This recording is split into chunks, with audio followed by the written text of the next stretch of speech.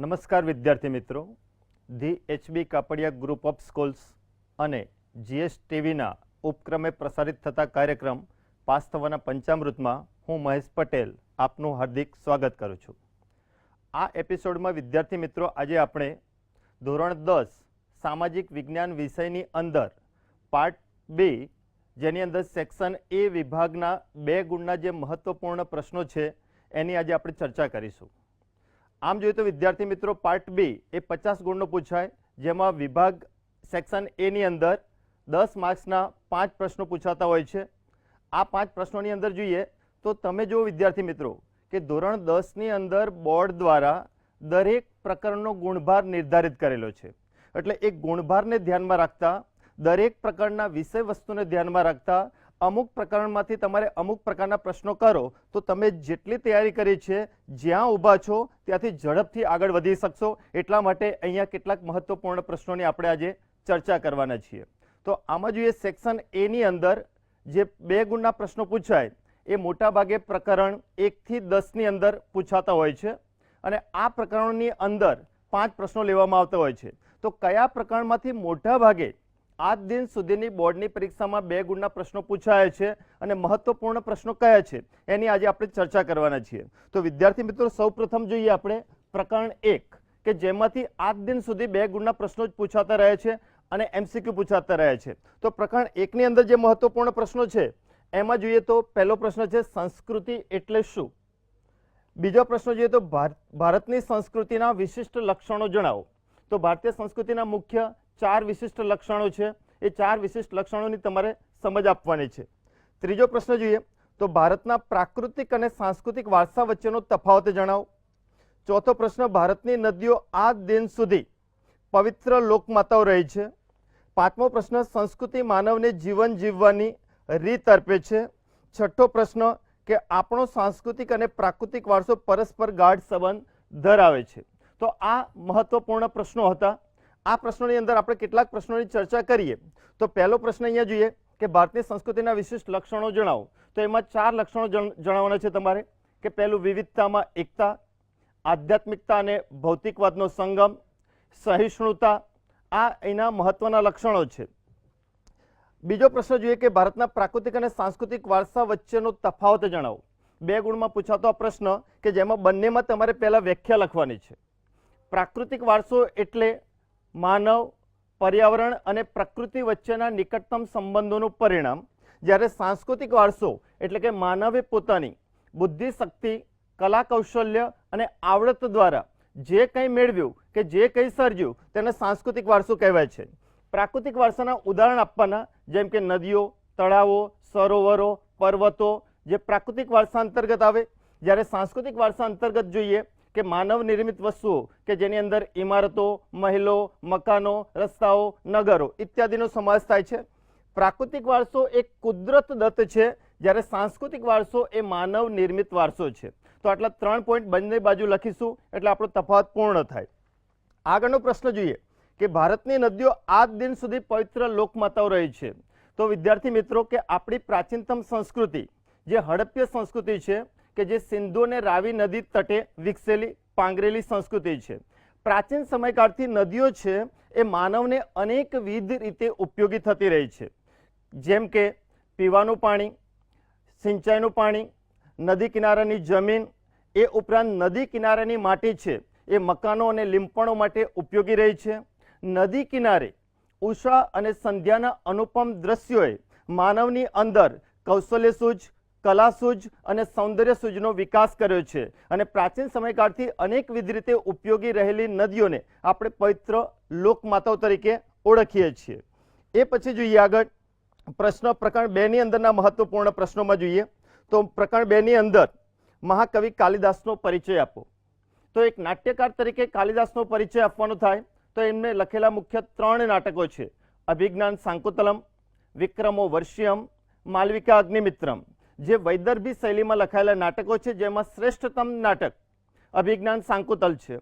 એ ઉપરાંત એમણે 2 ખંડ કાવ્યો લખ્યા છે, જેમાં ઋતુ સંહાર અને મેઘદૂત, જ્યારે 2 મહાકાવ્યો છે કુમાર સંભવ અને રઘુવંશમ. તો આટલા પોઈન્ટ મહાકવિ કાલિદાસના પરિચયમાં આવશે. એ પછી કવિ ભાસનો પરિચય આપો. તો કવિ ભાસના પરિચયની અંદર આપણે જોઈએ તો કવિ ભાસ એ પણ બહુ ચર્ચિત નાટ્યકાર છે. એમણે કુલ 13 નાટકો લખેલા છે, જેમાંના મોટા ભાગના નાટકો છે એ મહાભારત પર આધારિત છે, કે જેમાં કર્ણભાર, ઉરુભંગ, દૂતવાક્યમ, દૂત ઘટોજગચ, પંચરાત્રમ એ મહાભારત પર આધારિત નાટકો છે. એ સિવાય સ્વપ્ન વાસવદત્તમ અને પ્રતિજ્ઞા યૌગંધરાયણમ એ પણ એમના મહત્વપૂર્ણ નાટકો છે. એકંદરે જોઈએ તો નાટ્યકાર ભાસના નાટકો છે એમાં વીરરસ, શાંતરસ અને શૃંગાર રસનું ભારોભાર નિરૂપણ થયેલું આપણને જોવા મળે છે. એ સિવાય પ્રકરણ 2 ની અંદર બીજા પ્રશ્નો આપણે જોઈએ તો એમાં જે સંગીતના ગ્રંથો આપેલા છે એ ગ્રંથોની અંદર કોઈ પણ એક ગ્રંથનો પરિચય આપો, જેમ કે સંગીત મકરંદ, સંગીત રત્નાકર, સંગીત પારિજાત, જે 3 પૈકી કોઈ પણ એક ગ્રંથ 2 ગુણના પ્રશ્નોમાં પૂછી શકાય. એ જ રીતે નૃત્ય કલાનો પરિચય આપો, એમાં જેટલા પણ નૃત્ય શૈલી આપેલી છે જેમ કે ભરતનાટ્યમ, કથકલી, કુચીપુડી, મણિપુરી એ પૈકી કોઈ પણ એક નૃત્ય શૈલીનો પરિચય પણ 2 ગુણની અંદર પૂછાતો રહેલો પ્રશ્ન છે. એ સિવાય પ્રાચીન સમયકાળથી ભારત મીના કારીગરી કળામાં નિપુણ રહેલો દેશ છે. તો આ રીતે પ્રકરણ 1 અને 2 ના મહત્વપૂર્ણ પ્રશ્નો છે. આગળ પ્રકરણ 3 ના મહત્વના 2 ગુણના પ્રશ્નો. પ્રકરણ 3 ની અંદર જે મહત્વપૂર્ણ પ્રશ્નો છે એમાં મોજોદળોના રસ્તાઓ વિશે માહિતી આપો. સ્તૂપ એટલે શું? ગુજરાતમાં સ્તૂપો ક્યાં આવેલા છે?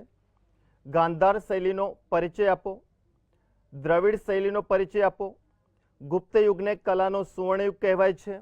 દેલવાડાના જૈન મંદિરનો પરિચય આપો. બૃહદેશ્વર મંદિરનો પરિચય આપો. આ મહત્વપૂર્ણ પ્રશ્નો એ ત્રીજા પાઠના પ્રશ્નો આપણે કહી શકીએ. એ સિવાય પણ બીજા મહત્વપૂર્ણ પ્રશ્નોની અંદર અજંતાની ગુફાઓ, ઇલોરાની ગુફાઓ, એલિફન્ટાની ગુફાઓ એ પણ 2 ગુણની અંદર પૂછી શકાય એવા મહત્વપૂર્ણ પ્રશ્નો કહી શકાય. આપણે અહીંયા જોઈએ કે મોજોદળોના જે રસ્તાઓ છે એ મોજોદળોના રસ્તાઓની પહોળાઈ 9.75 મીટર હતી. એટલે એક સાથે એકથી વધુ સાધનો અવર જવર કરી શકે એ પ્રકારે પહોળા રસ્તા હતા. મુખ્ય રસ્તાને જે નાના રસ્તાઓ મળતા એ મોટાભાગે કાટખૂણે મળતા હતા. રસ્તાઓ છે એ રસ્તાઓની અંદર બાજુની અંદર અમુક અંતરે ખાડા કરેલા હતા, જેનો ઉપયોગ રાત્રિ દરમિયાન પ્રકાશ મેળવવા માટે થતો હશે એવું કહી શકાય. તેમજ રસ્તાની રચના એવી રીતે કરી હતી કે પવન ફૂંકાય અને રસ્તાઓ આપોઆપ સાફ થઈ જાય. તો આ પ્રકારે મોજોદળોના રસ્તાઓ હતા. આગળનો પ્રશ્ન જોઈએ. ગાંધાર શૈલીનો પરિચય આપો.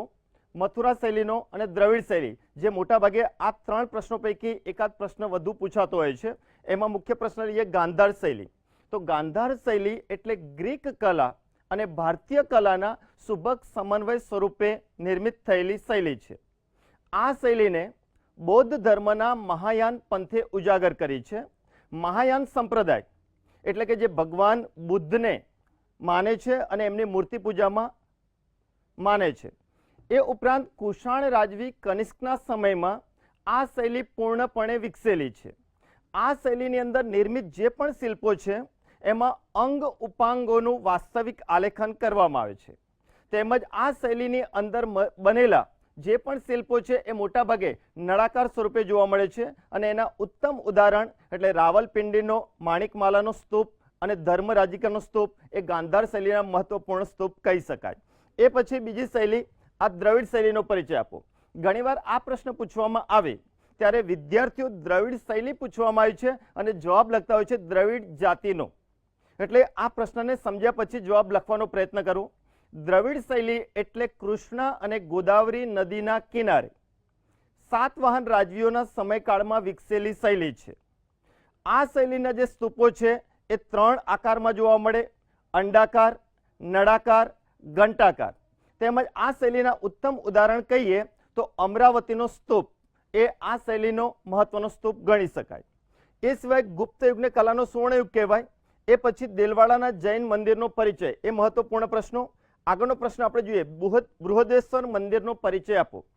તો બૃહદેશ્વર મંદિર એ થંજાવુરના રાજવી રાજરાજ ચોલના શાસનકાળમાં બનેલું મંદિર છે. રાજરાજ ચોલે પ્રાચીન સમયકાળની અંદર એક ભવ્ય અને મોટું મંદિર બંધાવ્યું એટલે એનું નામ અપાયું રાજરાજેશ્વર મંદિર. પણ આખું મંદિર દેવાધિદેવ મહાદેવ શંકરને સમર્પિત હતું એટલે પછીથી આ મંદિર કહેવાયું બૃહદેશ્વર. આ મંદિરની વિશેષતા એ છે કે પ્રાચીન ભારતનું સૌથી મોટું મંદિર છે, જેની ઊંચાઈ 65 મીટર છે અને એની વિશેષતા કે આ મંદિરનો પડછાયો ધરતી પર પડતો નથી. આગળના પ્રકરણની વાત કરીએ તો પ્રકરણ 7. તો પ્રકરણ 7ની અંદર મહત્વપૂર્ણ પ્રશ્નોમાં કે સ્મારક આપણા વારસાનું સંરક્ષણ સાથી ચિંતાજનક બન્યું છે.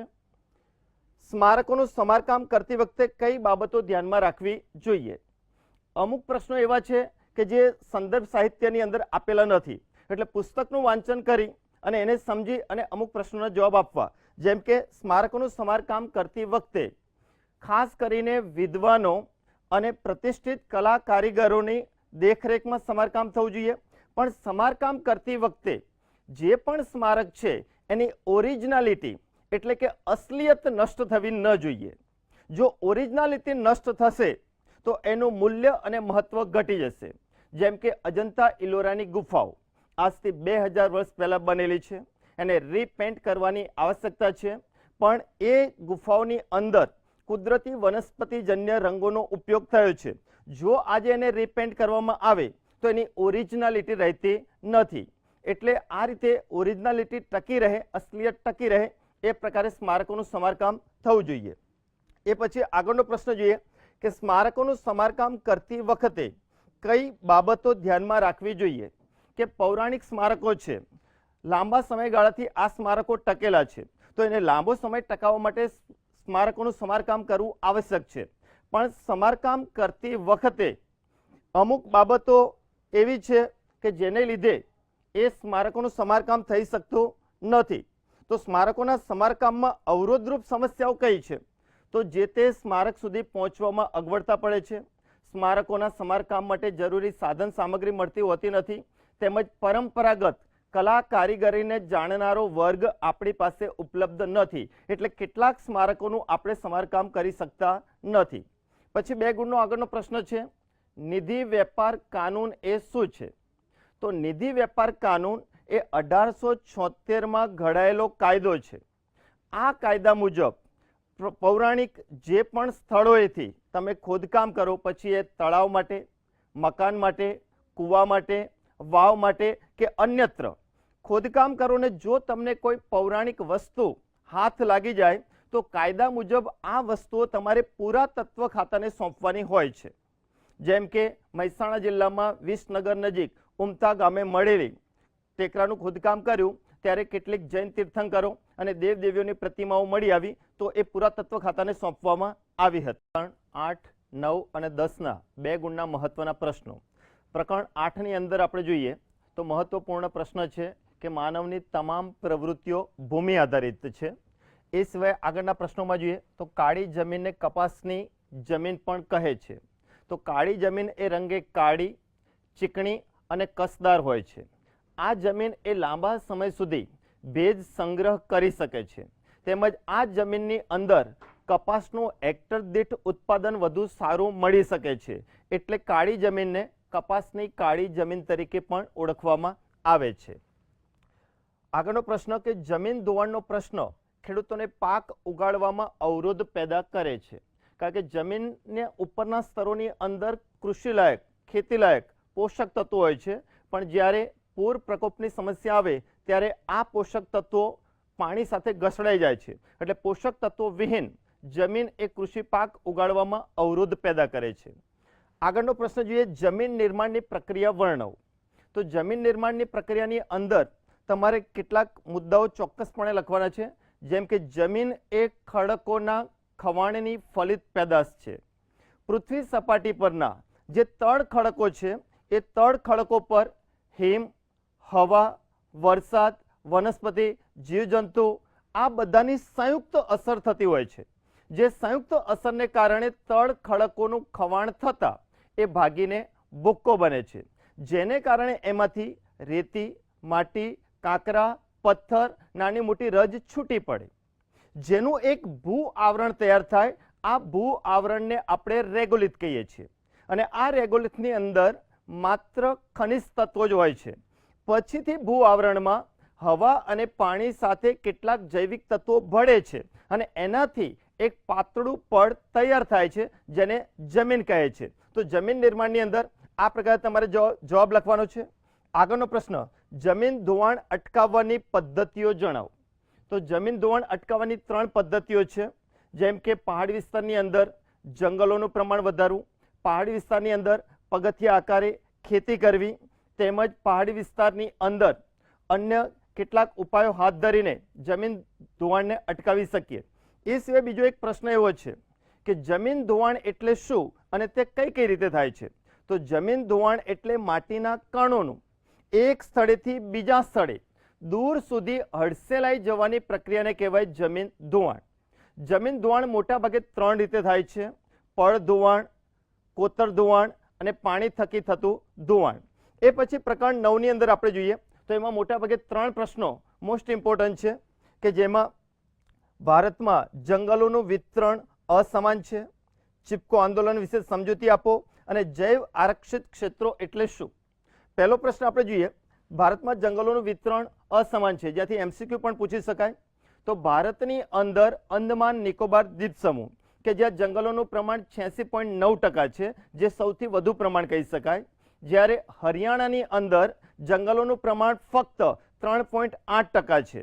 એ સિવાય અરુણાચલ પ્રદેશ, ત્રિપુરા, મણિપુર, મિઝોરમ, હિમાલયના ઢોળાવો અને અન્ય કેટલાક પહાડી વિસ્તારોમાં જંગલોનું પ્રમાણ 60% છે. જ્યારે મેદાની વિસ્તારોમાં જંગલોનું પ્રમાણ 20% છે. જ્યારે જમ્મુ કાશ્મીર, પંજાબ, દિલ્હી, રાજસ્થાન, ગુજરાત કે જ્યાં જંગલોનું પ્રમાણ 10%થી પણ ઓછું જોવા મળે. એટલે ભારતના અલગ અલગ વિસ્તારમાં જંગલોનું પ્રમાણ અલગ અલગ હોવાથી કહી શકાય કે ભારતમાં જંગલોનું પ્રમાણ અસમાન જોવા મળે છે. આગળનો પ્રશ્ન, ચિપકો આંદોલન. તો ચિપકો આંદોલન એ ઉત્તરાખંડની અંદર તહેરી ગઢવાલ જિલ્લામાં હિમાલયના ઢોળાવમાં દેવદારના વૃક્ષોને બચાવવા માટે એટલે કે એને કપાતા અટકાવવા માટે થયેલું આંદોલન એટલે એને કહીએ છીએ ચિપકો આંદોલન.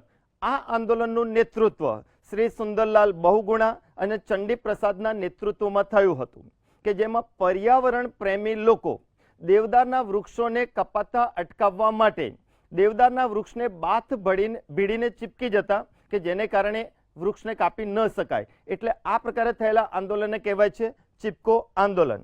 હવે જોઈએ આગળ પ્રકરણ 10ના મહત્વપૂર્ણ પ્રશ્નો. આમ પણ જોઈએ તો પ્રકરણ 10નો ગુણભાર એટલે 7 માર્ક્સ છે. એટલે આ પાઠમાં ગુણભાર સૌથી વધુ હોવાથી 3 ગુણના 2 ગુણના પ્રશ્નો MCQ અને નકશા પૂર્તિમાં એક વિગત પૂછાતી હોય છે. પ્રકરણ 10ના મહત્વપૂર્ણ પ્રશ્નોમાં આપણે જોઈએ તો ભારતમાં કૃષિ ઉત્પાદન ઓછું હોવાના કારણો જણાવો. તો આ પ્રશ્નમાં આપણે જોઈએ કે ભારતના ખેડૂતો પાસે જમીન છે, એ ખેતરો છે, એ ખેતરોના કદ નાના નાના અને ખેતરો છૂટાછવાયા છે. વત્તા ભારતના ખેડૂતો ગરીબ છે અને ગરીબ હોવાને કારણે યાંત્રિક સાધનો, હાઇબ્રિડ બિયારણો, રાસાયણિક ખાતરો, જંતુનાશક દવાઓનો કૃષિ ક્ષેત્રે પ્રમાણમાં ઓછો ઉપયોગ કરે છે. તેમજ ખેડૂતો નિરક્ષર છે અને નિરક્ષર હોવાને કારણે વૈજ્ઞાનિક પદ્ધતિએ ખેતી કરી શકતા નથી. તેમજ વસ્તી વૃદ્ધિ એ પણ કૃષિ ઉત્પાદન ઓછું હોવા માટેનું જવાબદાર કારણ ગણી શકીએ. એ પછીનો પ્રશ્ન, ઘઉંને અનાજનો રાજા કહેવાય છે. તો આપણે જોઈએ કે બધા ધાન્ય પાકમાં સૌથી વધુ ખોરાકમાં ઉપયોગ એ ઘઉંનો થાય છે. કારણ કે ઘઉંમાં સૌથી વધુ પોષક તત્વો રહેલા છે, જેમાં કાર્બોદિત, પ્રોટીન, ચરબી, ફોસ્ફરસ, લોહ તત્વ જેવા પોષક તત્વો ઘઉંમાંથી મળે છે. વત્તા ઘઉંના લોટમાંથી બ્રેડ, બિસ્કિટ, ભાખરી, રોટલી ઇત્યાદિનો દૈનિક આહારમાં આપણે ઉપયોગ કરીએ છીએ. એટલે અનાજમાં સૌથી વધુ ઘઉંનો ઉપયોગ થતો હોવાથી ઘઉંને અનાજનો રાજા કહેવાય છે. એ સિવાય પંજાબને ઘઉંનો કોઠાર કહેવાય છે. આજે અનાજનો સંગ્રહ કરવો જરૂરી બન્યો છે. ચાનો પાક પહાડી ઢોળાવમાં જ ઉગાડવામાં આવે છે. આપણી બધી જ પ્રવૃત્તિઓ ભૂમિ આધારિત છે, જો કે 8મા પાઠનો પ્રશ્ન છે. એ સિવાય એક પ્રશ્ન એવો છે કે ભારતીય કૃષિ પર વૈશ્વિકીકરણની અસરો જણાવો. આ પ્રશ્ન જ્યારે 2 ગુણનો પૂછાય ત્યારે મોટાભાગે વિદ્યાર્થીઓ 17મા પાઠની અંદર વૈશ્વિકીકરણનો મહત્વનો મુદ્દો આવતો હોવાથી એના સંદર્ભમાં જવાબ લખતા હોય છે. એટલે આ પ્રશ્નની અંદર મોટાભાગે ભૂલ થઈ શકતી હોય છે. એટલે વિદ્યાર્થી મિત્રો, અહીંયા આપણે પ્રકરણ 1 થી 10ની અંદર બોર્ડના પેપરની અંદર સેક્શન એમાં પૂછાતા જે પ્રશ્નો છે એમાં મહત્વપૂર્ણ પ્રશ્નોનો આપણે અભ્યાસ કર્યો. આગળ પણ સેક્શન બીની અંદર પૂછાતા 2 ગુણના મહત્વપૂર્ણ પ્રશ્નોનો અભ્યાસ, એની ચર્ચા આગળના એપિસોડમાં કરીશું. ત્યાં સુધી જોતા રહેશો પાસ થવાનું પંચામૃત.